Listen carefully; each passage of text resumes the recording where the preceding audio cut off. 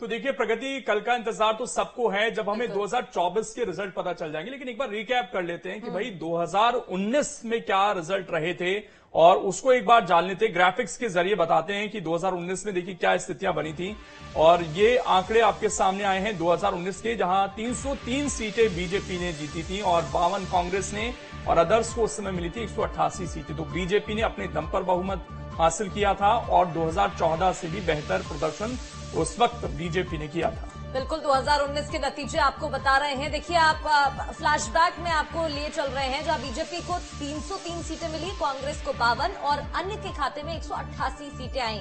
अब अगर exit poll की बात करें तो कई एजेंसियों के अलग अलग आंकड़े निकलकर सामने आ रहे हैं और एक बार फिर से बीजेपी और एनडीए की माफ कीजिए बात करें तो वो सरकार बनाती हुई दिखाई दे रही है। हालांकि क्या कुछ होगा वो तो कल साफ हो जाएगा। फिलहाल 2019 के नतीजे आपको टीवी स्क्रीन पर बता रहे हैं।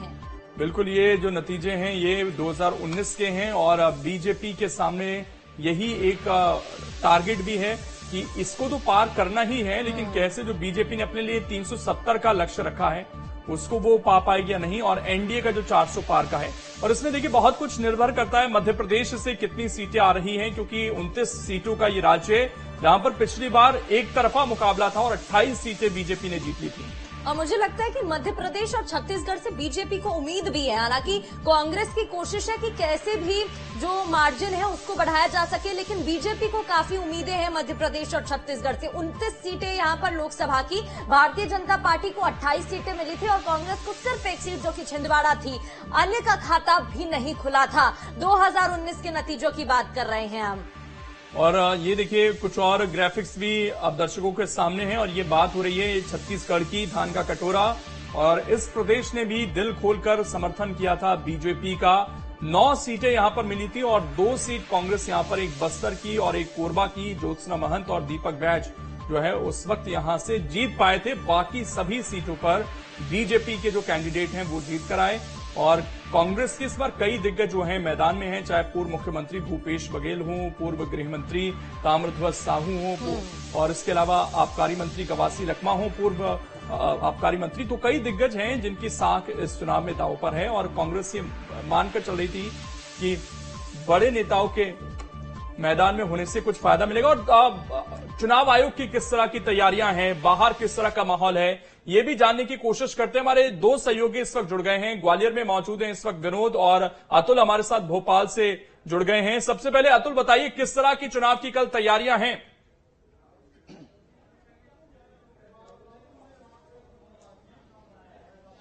देखिए बिल्कुल तैयारी को लेकर लेकिन अगर बात करें तो कांग्रेस, बीजेपी और निर्वाचन आयोग ये तीनों ही दावे ये कर रहे हैं कि हम अब पूरी तरीके से तैयार हैं। लेकिन जिस तरीके से एक फीलिंग जिस लोग जो दिख रही है, लोग के मन में साफ दिख रही है कि एक विद्यार्थी जब पेपर देता है और जब परिणाम का दिन रहता है उसके एक दिन पहले जिस तरीके की दिल की धड़कनें बड़ी रहती है, ऐसे ही सियासी दलों के वो प्रत्याशी जो चुनाव में मैदान में थे उनकी धड़कनें बढ़ी हुई दिखाई दे रही हैं।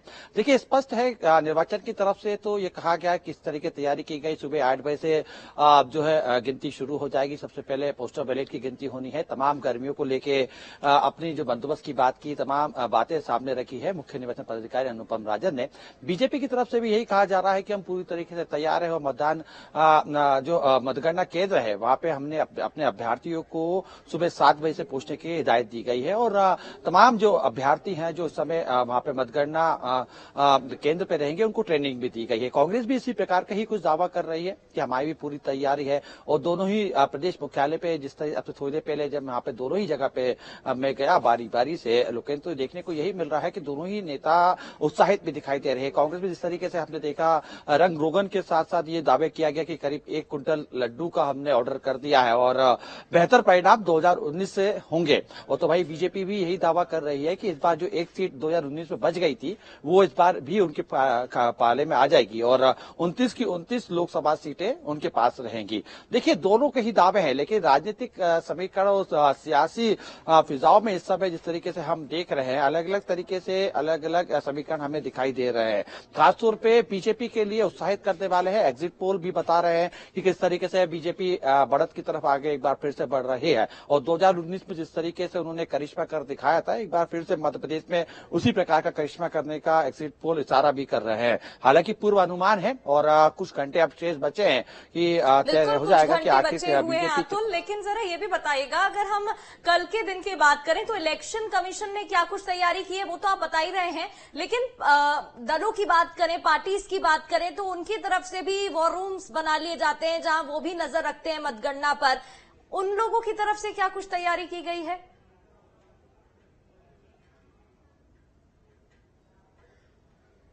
देखिए, दोनों ही बीजेपी और कांग्रेस क्योंकि प्रमुख दल है मध्य प्रदेश में प्रगति जी, तो ऐसे में दोनों ही राजनीतिक दलों ने अपने अपने मुख्यालय पे वॉर रूम तैयार कर दिए हैं। कांग्रेस की तरफ से तमाम जो बड़े नेता हैं, खासतौर पे मैं पीसीसी चीफ जीतू पटवारी की बात करूं तो वो ये कह रहे हैं कि वो सुबह से ही एक्टिव हो जाएंगे और उनके नेतृत्व में वॉर रूम रहेगा। प्रदेश की किसी भी लोकसभा जहां पे 52 जगह पे जहां पे मतगणना होनी है, तो वहां से किसी प्रकार की कोई भी शिकायत होगी तो यहाँ से जो लीगल टीम है वो अपना कदम उठाएगी। निर्वाचन आयोग क्योंकि भोपाल में मुख्य निर्वाचन पदाधिकारी भोपाल में ही रहेंगे, तो तमाम जो शिकायतें हैं कांग्रेस की तरफ से यहाँ पे की जाएंगी। बीजेपी भी इसी प्रकार का ही कह रही है। बीजेपी मुख्यालय में हमने देखा वॉर रूम तैयार है और बीजेपी के तमाम बड़े नेता, खासतौर पर बीजेपी प्रदेश अध्यक्ष बीडी शर्मा उस वॉर रूम के अंदर मौजूद रह सकते हैं। हितानंद शर्मा उस वॉर रूम के अंदर रह सकते हैं। भगवान दास सरनानी महामंत्री हैं वो उस वॉर रूम के अंदर रह सकते हैं। मुख्यमंत्री मोहन यादव की भी कयास लगाए जा रहे हैं कि वो भी उस वॉर रूम के अंदर सुबह से ही सक्रिय रह सकते हैं। तो कुल मिला के ये कह सकते हैं प्रगति अपनी अपनी तरीके से दोनों ही राजनेताओं की जो दल है उन्होंने अपने अपनी तैयारियां कर ली है।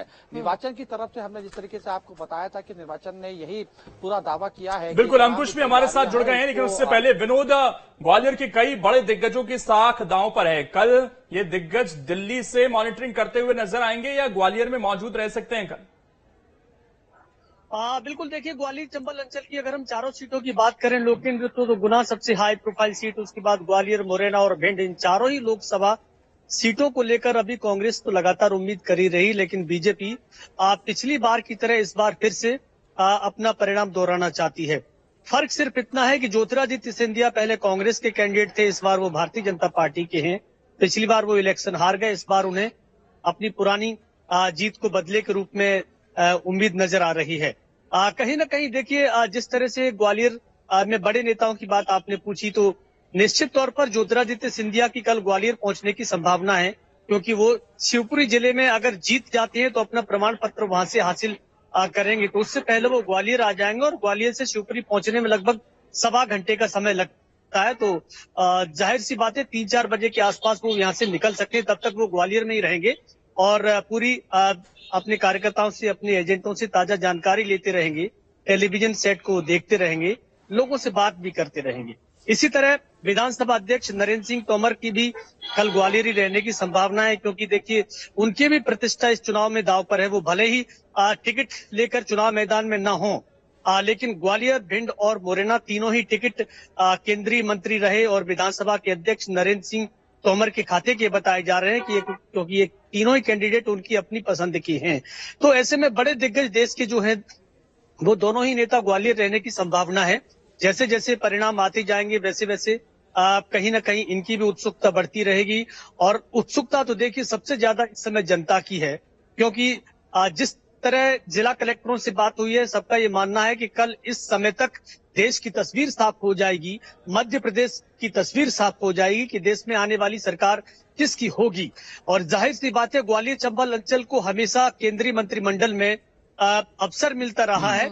अगर एनडीए की सरकार बनती है तो जाहिर सी बात है एक बार फिर से किसी न किसी बड़े नेता को मौका मिलेगा, और नहीं बनती है तो जो उम्मीदवार हैं, जो चाहे प्रवीण पाठक हो या फिर राज्यसभा के सांसद अशोक सिंह हो, तो वो भी इस कोशिश में रहेंगे कि उन्हें मंत्रिमंडल में शामिल किया जाए अगर कहीं यूपीए सरकार में आती है तो। लेकिन फैसला जनता ने जो भी किया है, देखिए उसके लिए हमें कुछ घंटों का इंतजार करना होगा लोककेंद्र, क्योंकि आने वाले कुछ घंटे अब लोगों की धड़कनें बढ़ाने वाले हैं। सब अपने अपने प्रत्याशी की जीत की उम्मीद लेकर बैठे हैं।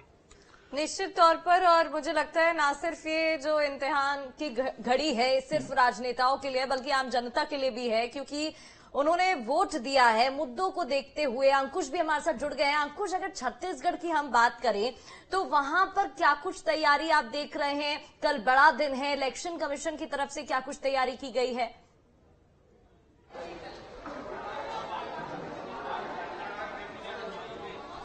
देखिए, लोकसभा चुनाव संपन्न हो चुका है और अब बारी मतगणना की है और मतगणना की घड़ी जैसे जैसे नजदीक आ रही है वैसे वैसे जनता की जो उत्सुकता है वो बढ़ती हुई दिखाई दे रही है और कैंडिडेट्स अलग अलग राजनीतिक दलों के और राजनीतिक पार्टियों की जो धड़कनें हैं वो बढ़ती हुई दिखाई दे रही हैं। छत्तीसगढ़ की 11 लोकसभा सीटों पर मतगणना की तैयारियों की अगर बात करें तो सभी 33 जिलों में मतगणना को लेकर तैयारियां मुकम्मल कर ली गई हैं। प्रदेश की राजधानी रायपुर के सेजबहार में भी अगर स्ट्रांग रूम की बात करें तो वहां पर विशेष तैयारियां की गई हैं। चूंकि गर्मी का मौसम है और बहुत तेज गर्मी पड़ रही है, ऐसे में वहां पर ठंडक कैसी रखी जाए, पंखे कूलर की व्यवस्था की गई है, टेंट की व्यवस्था की गई है और प्रदेश में करीब 90 विधानसभा सीटों की जो अलग अलग सीटों पर जो मतगणना होगी उसको लेकर ऑब्जर्वर की तैयारी कर ली गई है। रिटर्निंग ऑफिसर की तैनाती कर दी गई है। कुछ ही देर पहले निर्वाचन अधिकारी की तरफ से जो प्रेस कॉन्फ्रेंस ली गई उस प्रेस कॉन्फ्रेंस के माध्यम से भी प्रदेश की तमाम मतगणना की तैयारियां जो है वो जाहिर की गई हैं। अब अगर बात करें तो प्रदेश में 11 लोकसभा सीटों पर अलग अलग लोकसभा सीटों में अलग अलग दिग्गजों की शाख जो है वो दांव पर लगी है और जिस तरीके से एग्जिट पोल आए हैं, एग्जिट पोल के आधार पर भारतीय जनता पार्टी कहीं न कहीं उत्साहित नजर आ रही है और बीजेपी मानकर चल रही है कि वो छत्तीसगढ़ में 10 सीटें जीतने जा रही है। हालांकि अभी कुछ ही समय पहले की बात है जब कांग्रेस पार्टी के प्रदेश अध्यक्ष दीपक बैज ने एक प्रेस कॉन्फ्रेंस की है और प्रेस कॉन्फ्रेंस में तमाम एग्जिट पोल को भ्रामक करार दिया है,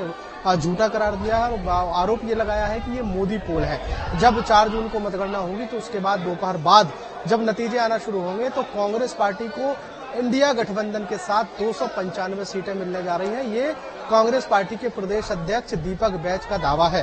हालांकि ये दावा कितना सच साबित होता है ये तो रिजल्ट के बाद ही स्पष्ट होगा, लेकिन मतगणना को लेकर उत्सुकता और मतगणना को लेकर जो धड़कनें हैं वो जरूर बढ़ी हुई हैं। अब देखने लायक बात यह है कि छत्तीसगढ़ की राजधानी रायपुर से लेकर सरगुजा सीट और बस्तर सीट तक जो 11 लोकसभा सीटों पर कांग्रेस, बीजेपी या अन्य राजनीतिक दलों के जो दिग्गज चुनावी मैदान में है वो कितना कमाल कर पाते हैं। कांग्रेस पार्टी की अगर बात करें तो कांग्रेस पार्टी से पूर्व जो सीएम है छत्तीसगढ़ के भूपेश बघेल वो भी चुनावी मैदान में है। कई पूर्व मंत्री हैं जो चुनावी मैदान में है। वहीं भारतीय जनता पार्टी की अगर बात करें तो भारतीय जनता पार्टी में ब्रजमोहन अग्रवाल जैसे लोकसभा चुनाव में चुनाव लड़ते हुए नजर आ रहे हैं।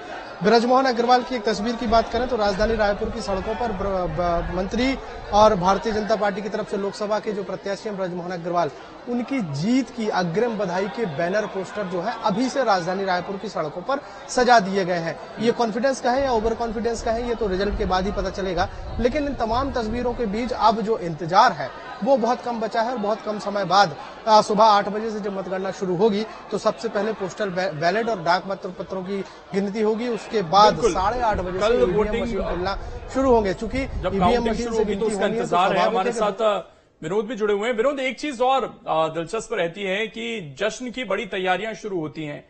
एग्जिट पोल के बाद एनडीए खेमा, बीजेपी खेमा कहीं ना कहीं खुश है, तो जश्न की तैयारियां शुरू की गई हैं या कल 12 बजे के बाद ही तैयारियां शुरू होंगी, पहले रिजल्ट कंफर्म हो जाए?